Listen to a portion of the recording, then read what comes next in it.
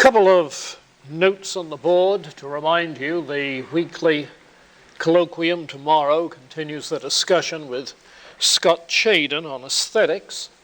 Last week, you recall, he was talking about a nominalist view of musical composition, and this week he's critiquing a realist view, nominalist. There are no objectively real universals.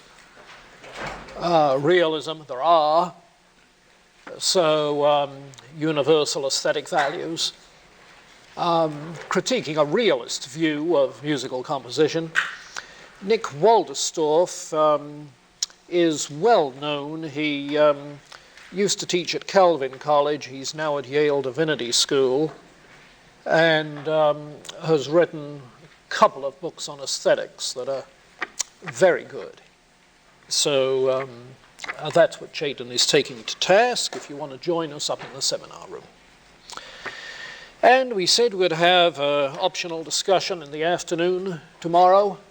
I'm suggesting room 272. It's a little cozier for a small group than this. So see you down there. 272 is at that end. Okay, second floor. Now, before we move on to the next topic with Plato, what I'd like to do is to take some time to look at the Timaeus and the segment from the Laws, which you've been reading. It's there that in fuller detail than anywhere else, Plato talks about cosmology, the stuff we were on last time. And I thought it might help if we try and highlight and disentangle what he's saying, and then take time to absorb, discuss a bit, perhaps, what he's up to. Okay? So turn in Kaufman, if you would, to page 253. I hope by now you've developed the habit of bringing Kaufman. If not, I guess you will after this one. Page 253.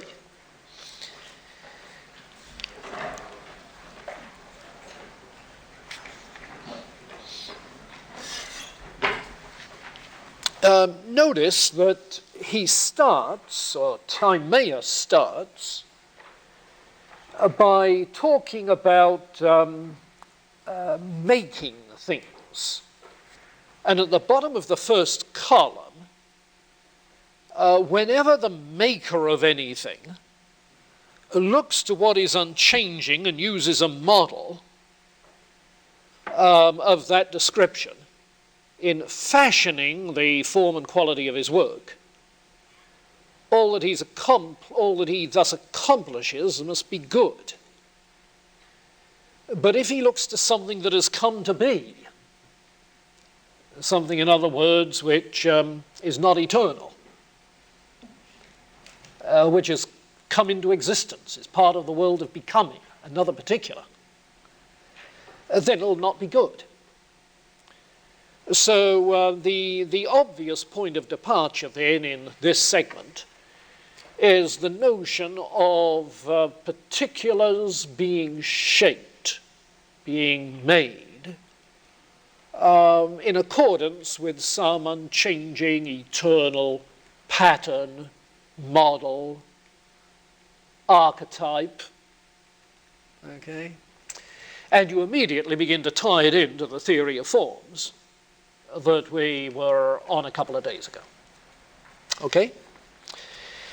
He goes on, however, to apply this overall notion to the making of the whole heaven and world, the cosmos. Call it by whatever name you like. Has it always been? Or does it have some beginning? Has it come to be? Yes, it has come to be, because it's a physical kind of thing. The cosmos as we know it. The material elements as the Greeks generally thought, may well be eternal. But the ordered cosmos, as we know it, is something that has come to be. And so is of the world of time and change. And so in the middle of that second column, he points this out. That which becomes must become by the agency of some cause. And in that you have, if you like, and one of the very first formulations of a causal argument for the existence of a transcendent divine being who brought the cosmos into being in the way we know it. The seed of what comes later. He goes on, the maker and father of this universe is a hard task to find. And having found him, it would be impossible to declare him to all mankind. Sounds like an echo of Protagoras the sophist, who said he had no way of knowing if God is, and if he did, it would be very hard to communicate. And Gorgias took that further. So, thus far, nothing particularly new, just continuing along the line of thought of the predecessors. But then he goes on, go back to the question about this world. After which of two models did the builder frame it? After what is always the same, unchanging, eternal, or after that which has come to be? There's the choice. Now, this world, this cosmos, is good, and its maker is good. Remember, we commented last time about Plato saying that the maker being good, wanted to make everything good. Okay? The world is good, its maker good, eternal. If this is the case, if the world is good, then clearly you have to look to the eternal. But on the contrary supposition, if this world is a pretty bad place, then it may well be a copy of something which has come to be, very imperfect copy of a very imperfect something, you see. Well, obviously the world is such as an ordered unity that we have to look to an eternal archetype, an eternal model. Okay? And so this cosmos is shaped according to some eternal ideal, some archetype, some eternal form. So this business of forms and particulars applies not only to particular cats and dogs, like the archetypal form of catness and dogness, not only to two equal length sticks, equal after the ideal of equalness, but it applies to the cosmos, this physical cosmos. A cosmos after the eternal ideal of an ordered cosmos of some sort. So the line of thought moves into that direction. Then on 254, the very bottom of the first column, state for what reason this universe was framed by him who framed it. And here's the response. He was good, and in the good no jealousy in any matter can arise. So being without jealousy, he desired that all things should come as near as possible to being like himself. The cosmos shaped in a way that would be like the maker. Now, that theme here in Plato's Timaeus, as you might anticipate, is one that was picked up by Christian theologians and carried throughout the Middle Ages. God created a world to reflect his perfection and splendor. Everything exists then to be as like to God as it can be in being the kind of thing it is. And the conception of human beings created in God's image is simply part of that whole picture. So the Platonic clue here is picked up and used in Christian theology later on. But taking as it stands in Plato, it's simply a matter of this particular cosmos being like some eternal ideal. Spell that out in the second column, the middle paragraph, taking thought, the maker, the artificer, the demiurge, as we noted last time. Taking thought, the maker found among things that are visible no work that is without intelligence will ever be better than one that has intelligence. So when he framed the universe, he fashioned reason within soul and soul within body to the end that the work accomplished might be by nature as excellent and perfect as possible. So here's the notion that not only do humans have rational soul within body, which is the topic we'll be getting into shortly, but that the physical cosmos has with its physical body some sort of world soul, you see, a rational ordering principle that can govern the body of the cosmos the way a human rational soul guides the bodily life of the human.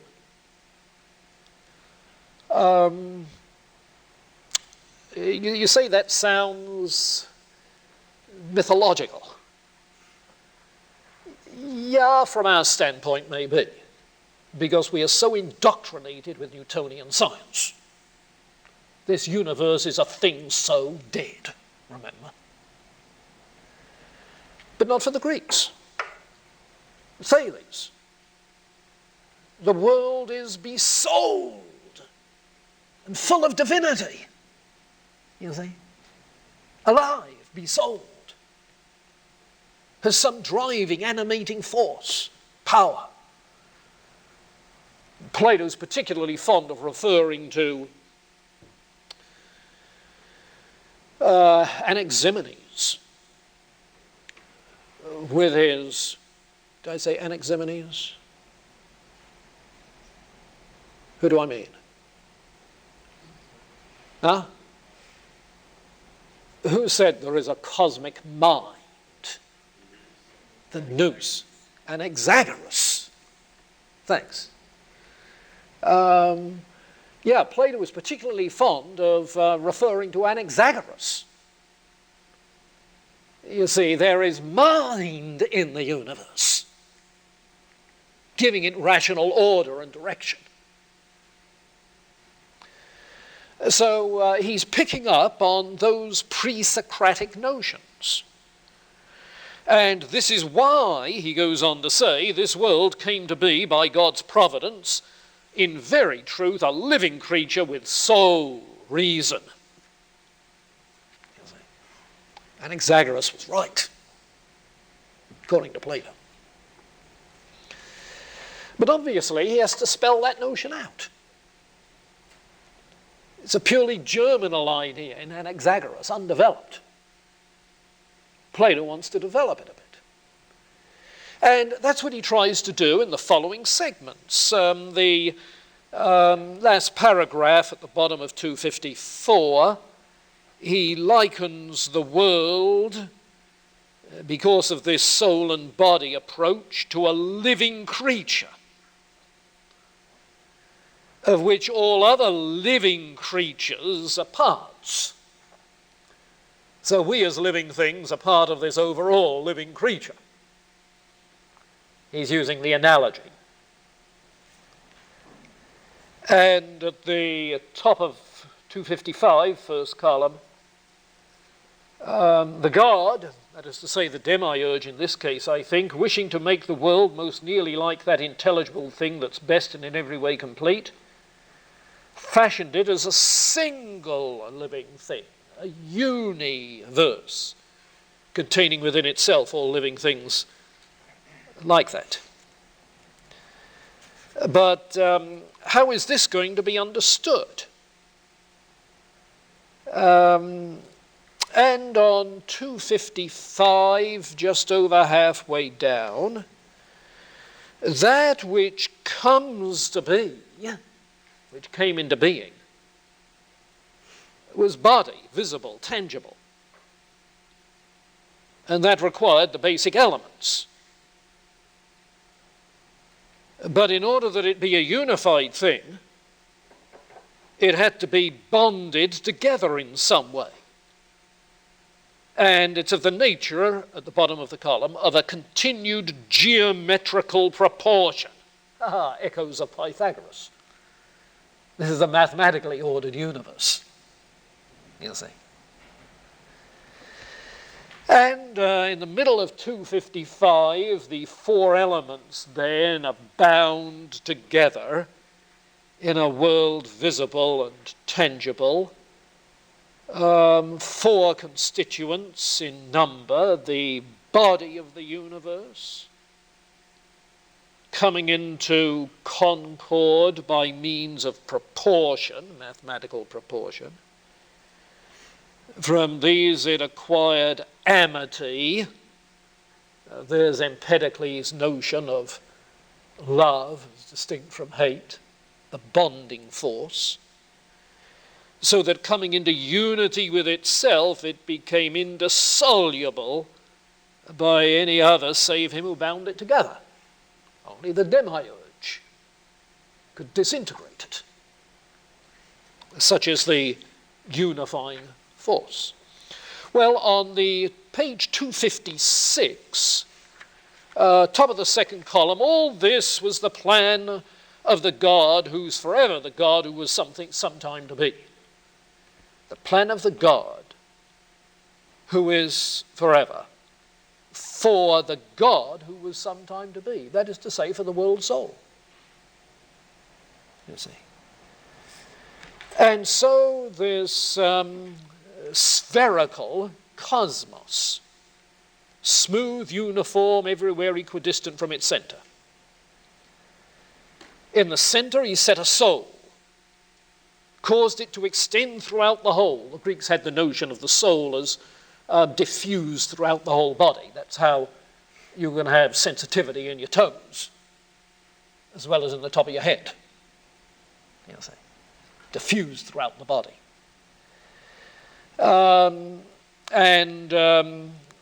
He wrapped the body round the soul on the outside. And so the world was brought into being. Then the bottom of that column, when the Father who had begotten the cosmos this way, set it in motion, saw it set in motion and alive, like a shrine brought into being for the everlasting gods, yes, to be like God. He rejoiced, was well pleased, as if almost an echo of the biblical phrase, it was good. Curious, isn't it, the parallel? Some of the early Christians were so profoundly impressed by this passage that they said Plato must have read the book of Moses. You may recall reading that he was one time in Syracuse to try and teach the heir to the throne at Syracuse so that he could be a real philosopher king, as Plato idealized for society. The guy turned out to be uneducable in those regards. So Plato went off home and got captured by slave traders on the way and ended up on the block for sale in Egypt. Some of his friends recognized him there, bought him, gave him his liberty, and he came home and swore never again to leave Athens. You see. But all right. What you have then is a living being, eternal. The Father who had forgotten it said, "This is good." You see. They thought that when he was in Egypt, remember the date? Late 300s, early 300s rather, shortly after 400 BC, during the captivity, the diaspora, the Jewish community developing in Egypt. He must there in Egypt have read the books of Moses, they thought. Oh, it's a beautiful ad hoc hypothesis, not a shred of evidence that he did.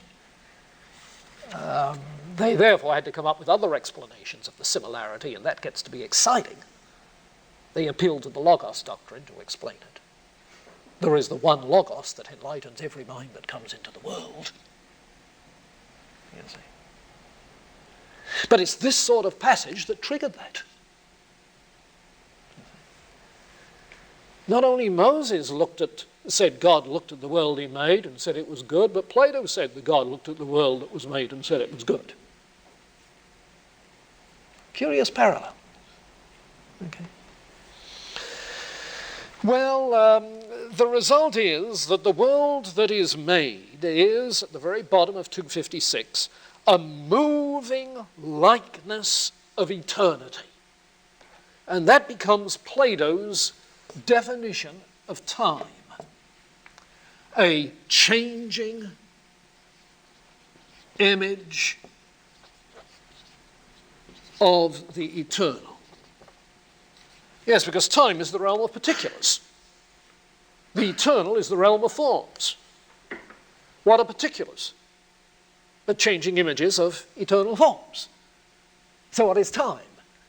But a changing image of the eternal. You see.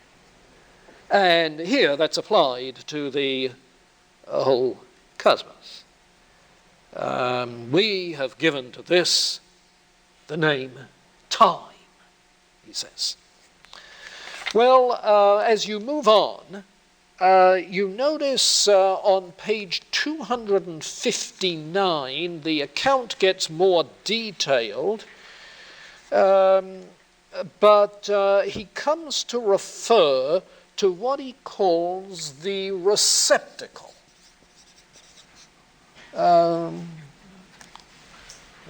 Receptacle. Okay. That, as it were, in which the elements are bonded together in this way to provide one unified whole. What is this receptacle?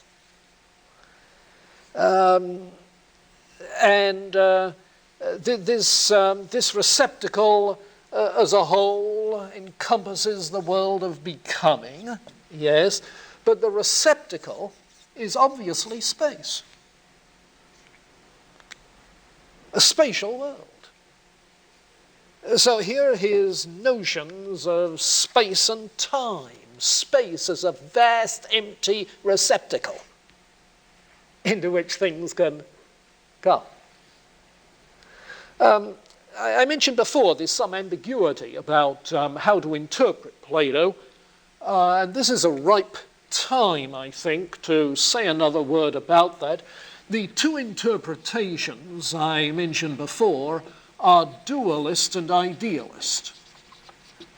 The dualist interpretation is that what the demiurge does is to take eternal forms and to combine them with eternal material elements, or some eternal, even more primal matter.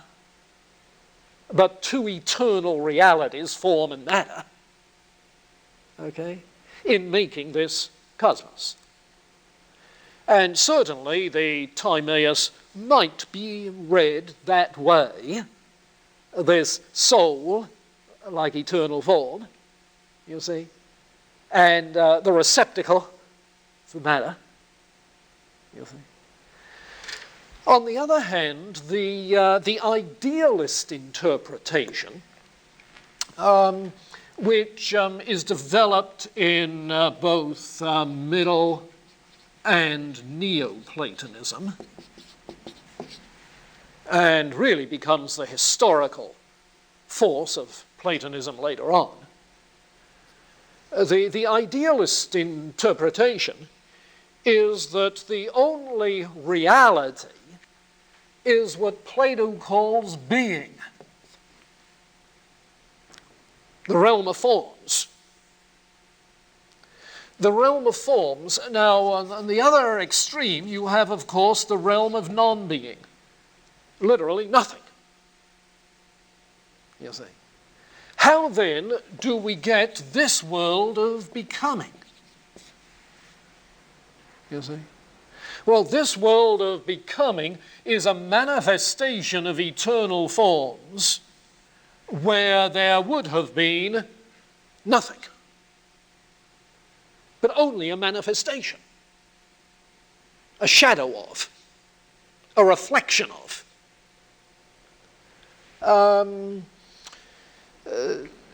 The idealist of this sort is saying that there are all sorts of images and likenesses and approximations to form, you see. But they have no being of their own.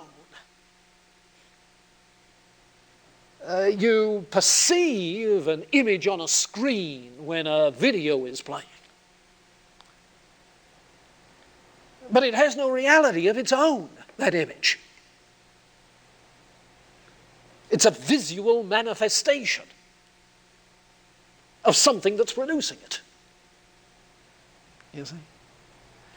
And in the idealist sense, that's what the entire physical side of the cosmos is. It's a manifestation of the eternal form in the receptacle, which otherwise would be not just nothing in particular, but nothing at all. Well, that begins to emerge at the bottom of 261, where he says, at the bottom of the first column, we must agree that there is first the unchanging form, ungenerated and indestructible, which neither receives anything into itself from elsewhere nor enters into anything else anywhere, invisible or otherwise imperceptible, that in fact which thinking has for its object. What is the object of knowledge? Forms. What is it you think? You think in terms of qualities and kinds of things and so on and so forth. Forms. Second, that which bears the same name and is like the form, is sensible, is brought into existence but is in perpetual emotion, like shadows and images on the screen, you see, or in Plato's cave. Coming to be in a certain place, vanishing out of it. Apprehended by belief, that involves perceptions, but not knowledge. That's the second. Third is space. Everlasting, not admitting destruction, providing a situation for all things that come into being, itself apprehended without the senses by a sort of bastard reasoning. It's not even legitimate reasoning to say when you think of empty space, you can't think of empty space. You think? You sort of hypothesize it. Hardly even an object of belief. Well, he sums up the new paragraph halfway down the second column, 261. Let this then be given as the tale summed up according to my judgment, that there are being, space, which is not anything, and becoming. Okay? Being, empty space, becoming. Three distinct things, even before the heaven came into being.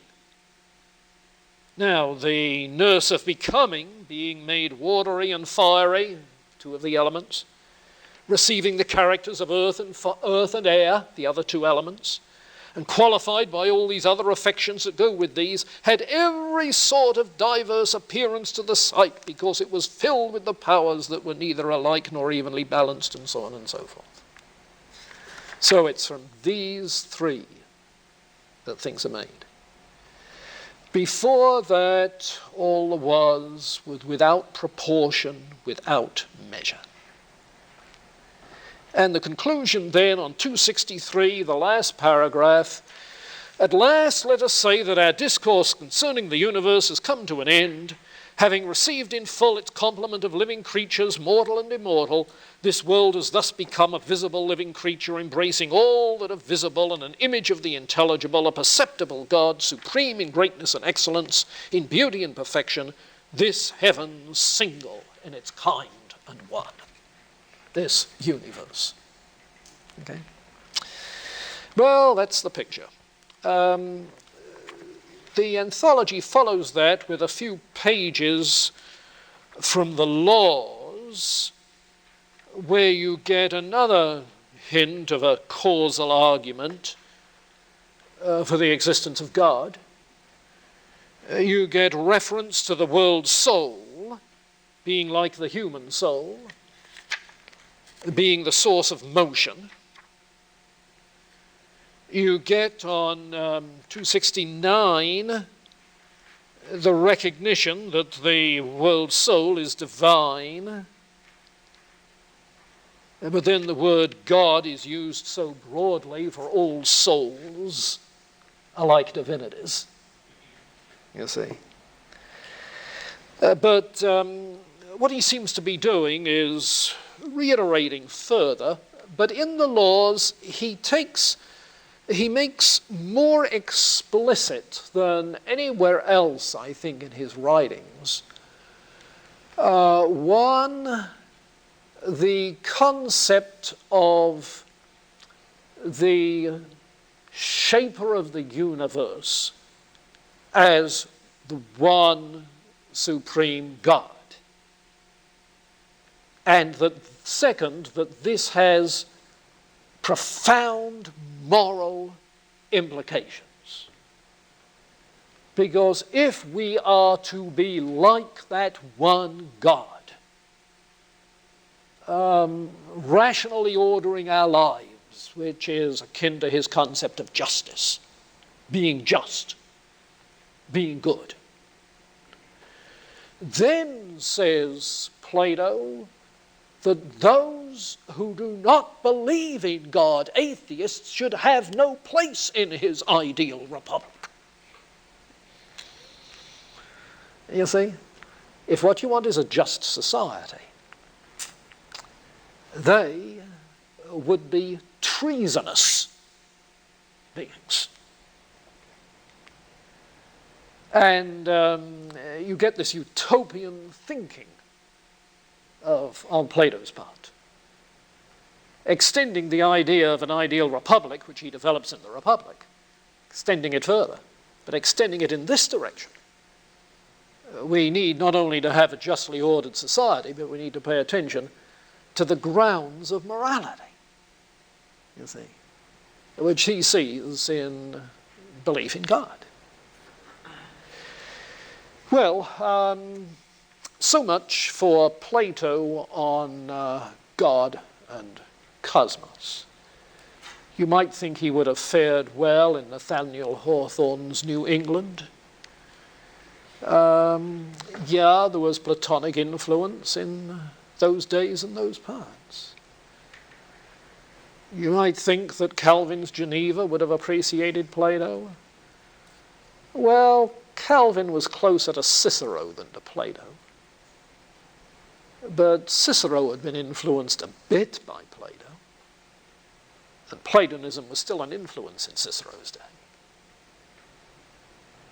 So, an interesting guy.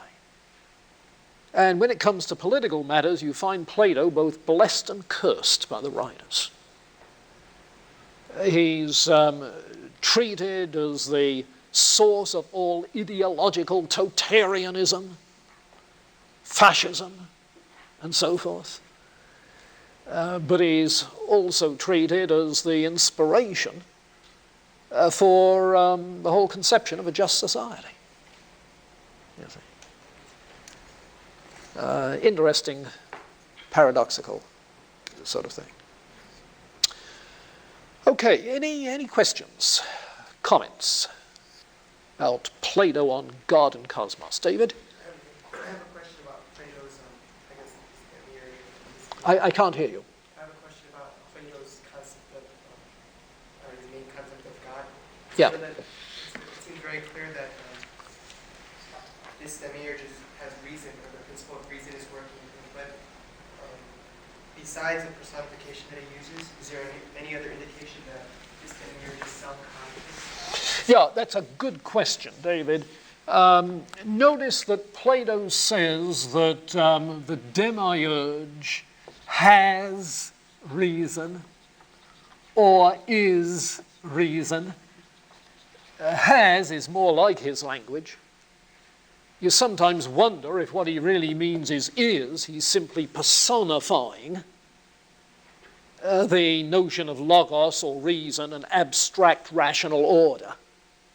You see. Particularly in the Timaeus, he seems to be personifying and using that sort of personified language. And so you ask the key question, if we want to know if Plato's is what we might call a personal God, a personal being, you'd have to have consciousness, self-consciousness. So there is self-awareness in the process of thinking rationally, thinking how to order for good ends the universe, you see. Did Plato think that way?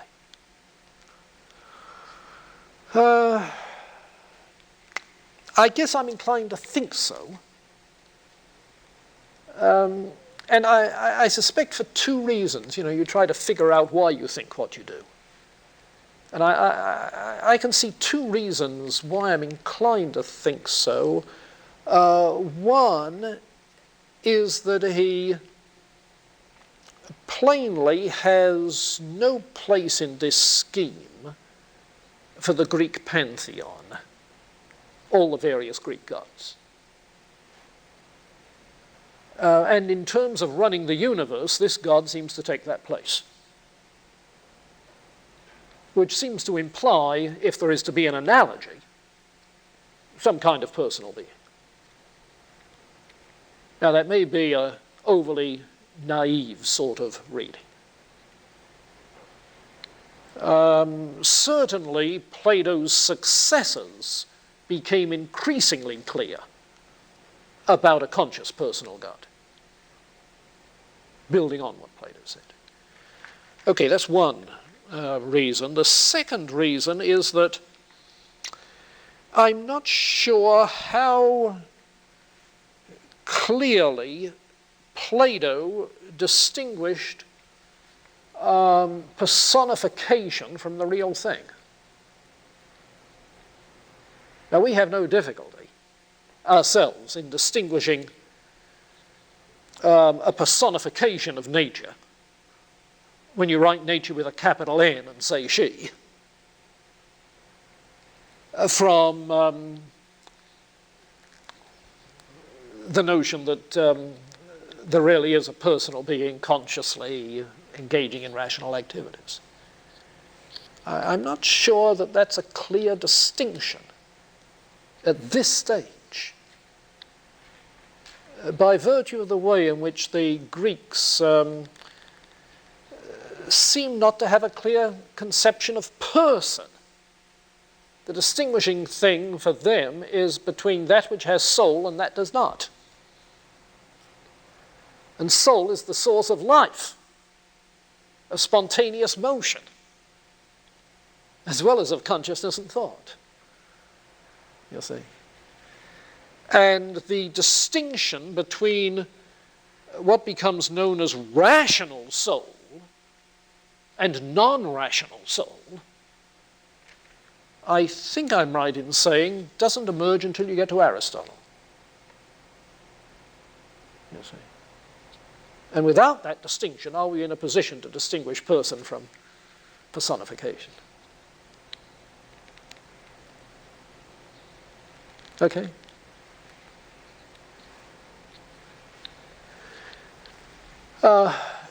Does this walking through the Timaeus selection help? Okay. You probably feel you want to go back and mull through it again, and then again, once or twice. But very influential segment of Plato. Probably had more to do with the shaping of Christian theology than any other passage in Plato. Okay.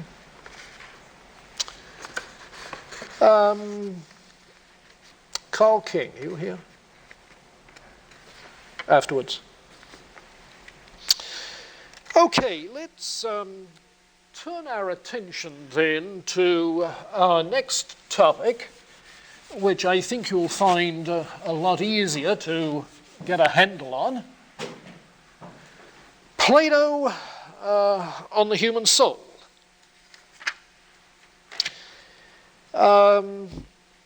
This topic is pervasive in the dialogues. In the Republic, sure. In the Phaedo, that you've been reading a portion of, in the Phaedrus that you're reading this week, as well as in the Timaeus and the Laws and elsewhere. You observe I keep referring to the Republic. Until you've read the Republic through, you're not educated. Read the Republic. You can get paperback editions, real cheapies, no excuse. Read the Republic. I mean, it's classic. After the Bible, perhaps the most influential book in the history of Western civilization. Read the Republic. Get the message? Read the Republic. Okay.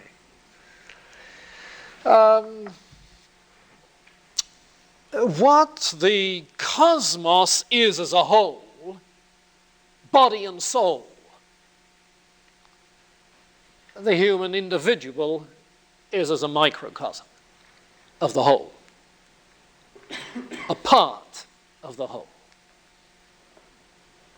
body and soul. And Plato means that in a sense that's very analogous to the way body and soul are referred to in traditional Christian language.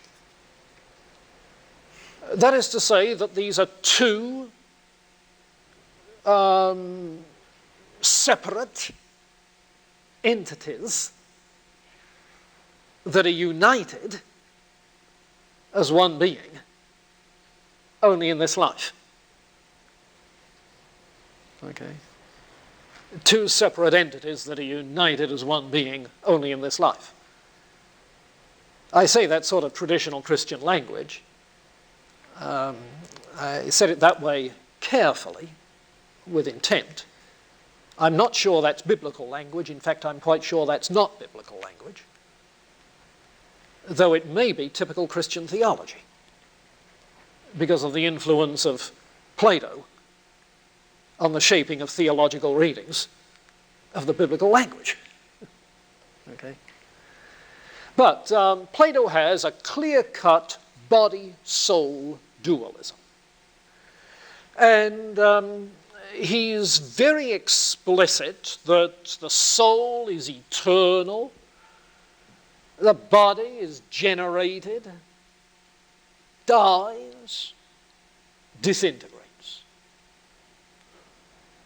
The soul rules, guides, gives life, to the body, it unifies, coordinates its functions, like the picture we just had of the world soul in the cosmos. And this is simply the standard sort of Greek notion of soul. Remember that I said the word soul can well be translated simply life. To speak of a living soul is in that sense a tautology. You see. Now, one of the things that he gives most attention to is the eternality of the soul. And by eternality, I mean precisely that, not just the notion that the soul survives death. That's not saying the soul is eternal, but only immortal. And there's more to eternality than to immortality. The eternal is uncreated and always was. So to talk of eternality, you have to talk of both pre-existence and immortality. The soul precedes physical conception, birth, and survives physical death. The eternality of the soul. Now, quite obviously, Plato is not the sort of writer, after all he is a philosopher, to simply assert something and take it for granted without giving reasons for believing it. He wants his beliefs tethered. So what sort of arguments does he use to tether the belief in the eternality of the soul? And I've identified 4 arguments that I find in his writings. There may be 4, or you might cut the cake differently and organize them into more or less. One of them that you run into in the Meno and the Phaedo is an argument from knowledge by recollection. You remember Socrates' encounter with the slave boy who had never studied mathematics. And Socrates, with his intellectual midwifery, is able to bring to birth in that fellow's mind and bring it out into the open in verbalized form mathematical knowledge that he had never learned. And the conclusion is that it must be innate. It must have been in the soul that came into this body. So the soul must have pre-existed the body and all its this world experiences. So you get that argument from innate knowledge to a pre-existent state in which that innate knowledge was acquired. That is to say, the soul, freed from the encumbrances of a body, is able to think, clearly perceive with the eye of the mind the eternal forms. And it's that which is recollected under the stimulus of dialectic. That's the first argument. The second is an argument from the cyclical recurrence of opposites. From the cyclical recurrence of opposites. You can read this on page 117 in the Phaedo, but I won't take time to read it to you. You can check that yourselves very readily, get clear about it. Essentially, what he says is this: if the soul pre-existed the body before it came into this life, where did the soul come from, if not from the death of some other body? So you get a cycle of death followed by life, and in that case, at the death of this body, a soul which pre-existed can exist independently then of this body again, and it will survive death and be immortal. Now, a couple of things in that are interesting. One, that he's playing with that cyclical view of time processes that a lot of the pre-Socratics had. Cyclical view of history. Cyclical view of nature's processes. Cycles brought about by the conflict and separation of opposites that are drawn together and then separated by alternating forces, as it seemed. We noticed it with regards to the cosmos, you remember, where God, as it were, winds it up and then lets it go and it unravels, and winds it up again and lets it go and it unravels. You see? That cyclical process, Empedocles' opposite forces, attraction and repulsion, love and hate, as he calls them, so forth. So that's one of the interesting things in this. The other thing, of course, is that what he's talking about is some notion of transmigration, reincarnation.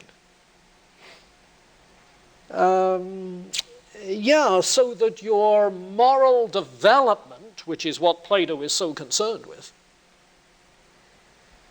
your moral development is not just in this life, but forever and ever and ever. You see. And if you make progress in this life, you'll get a better beginning next time with a better bodily situation. But if you flub it in this life, you'll end up with something worse. And the chauvinist in him says a man might become a woman and the woman a beast. We've come a long way since people could get away with saying that.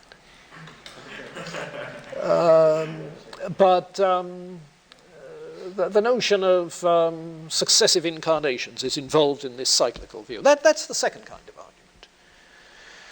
The third is that the soul is a simple rather than composite thing.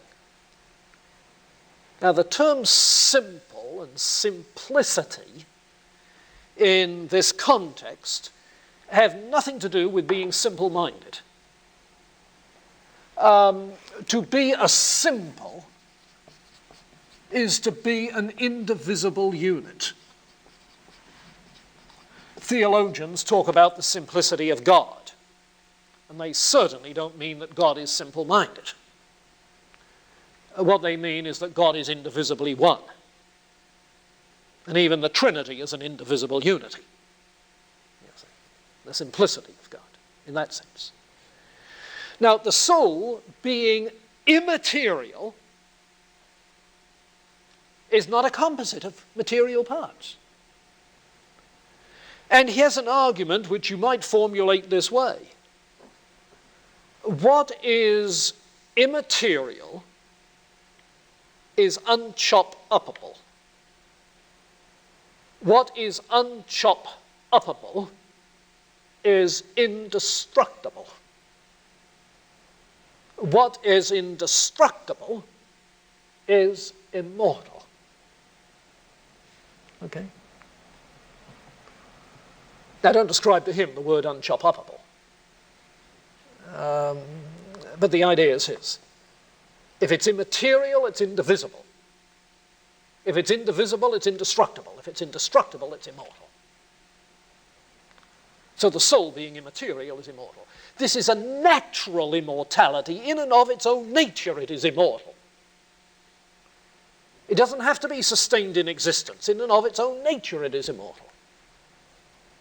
Natural immortality. By its own nature, it is self-existent. Now, the paradoxical thing is that Christian writers, even St. Augustine, use that argument for the existence of the soul. While it seems to me that no consistent theist would want to argue that the soul is a self-sustaining, self-existing thing that exists by its own nature. You see? Where the very essence of theism is that God not only brings things into being, but holds them in being, continues to impart existence. God is the only self-existent being who shares existence with others. You see? But this is an argument that has appealed to Christian writers. You find it in the Phaedo, pages 118, 119. Now, the fourth argument. The fourth argument comes up in the Phaedrus, which is part of this week's reading.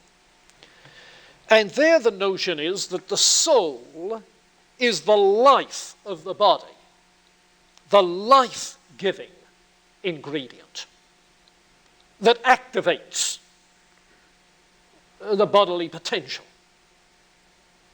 for life functions and motion, as well as reason. Now, that which gives life can't lose it. As the source of life, of course, it is living, ever living, immortal. So, you've got those four kinds of arguments. Yeah, Kristen. Is this soul that does everyone share part of the same one large concept of soul?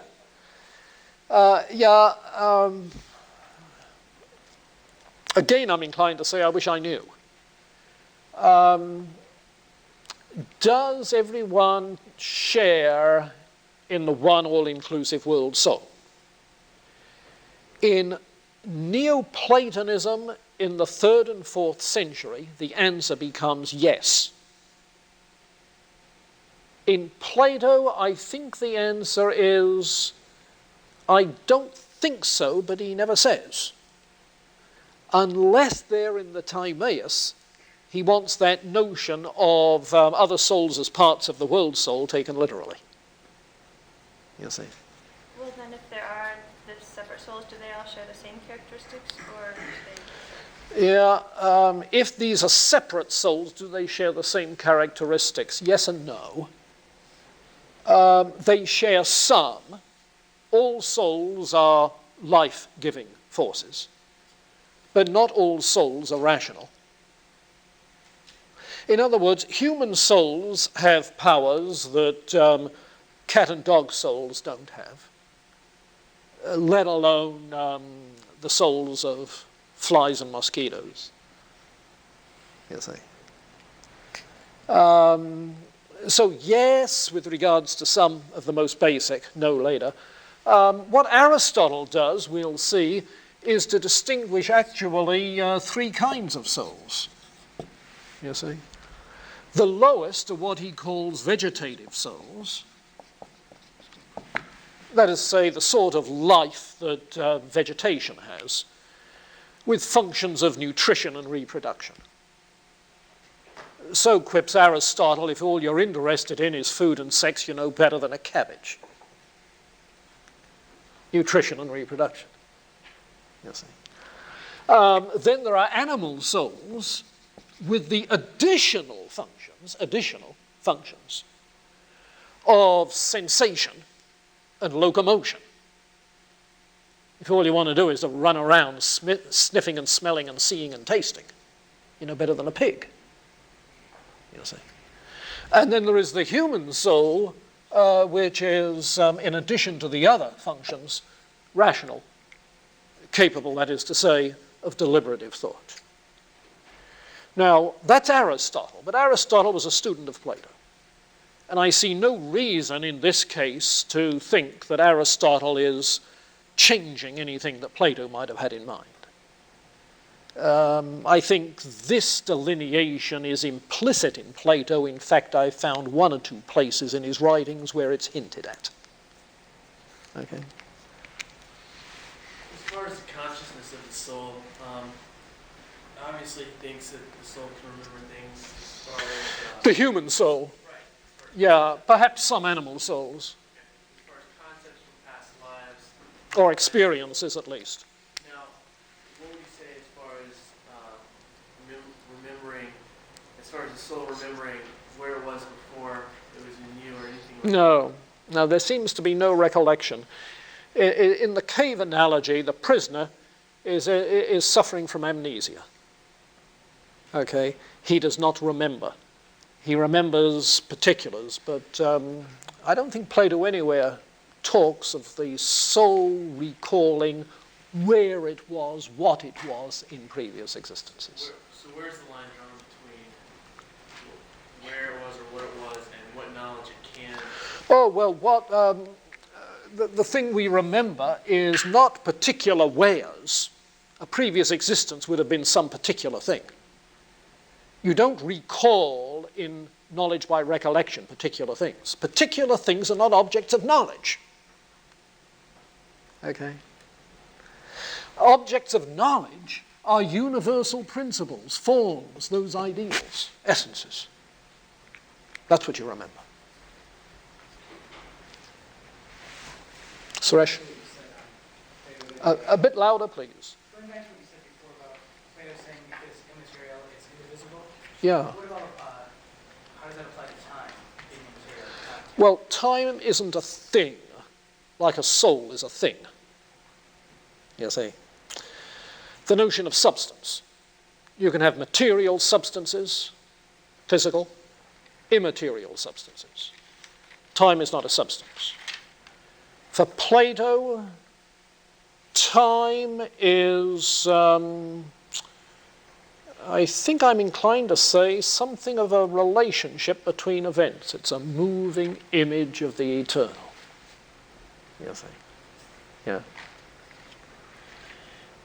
Yeah, I don't see in Plato the Newtonian conception of time as a vast empty duration, like another receptacle. No, it's not a Newtonian conception. It's more of a relational conception. Yes? You probably hinted at this when we were talking about the last question, but do souls have personality, or is personality individual to them? Do souls have personality, or do individual personality traits develop in this life? And again, I don't think he says. Why not? He's not interested in individuated particulars. You are, he's not. He's interested in the essential nature of the human being, the ideal. You see. Now, it's obvious that people have individual traits. He recognizes that. He recognizes that souls, no, that people, by virtue of who they are, have different soul characteristics. Now, is this due to the undeveloped soul? Or is this because souls come with different potentials to begin with? You see, and again, he's not clear in that regard. You mentioned Aristotle's idea there. Yeah. Can a soul progress from one level to the other? Say, Yeah. Yeah, you can make some in a lifetime, in different lifetimes. Yeah, because it's conceivable that the one who really lives like a beast will next life have to start the way he left off, like a beast. How would one move from a vegetative state to an animal state? I'm not sure that he talks about that at all, and that he may have an unexpressed line that he draws in there. It's not at all clear. Well, our time is gone. We'll pick it up here next time. at that juncture, and we'll move from this into the final and larger topic that really amounts to how to improve your soul in his discussion of the good life.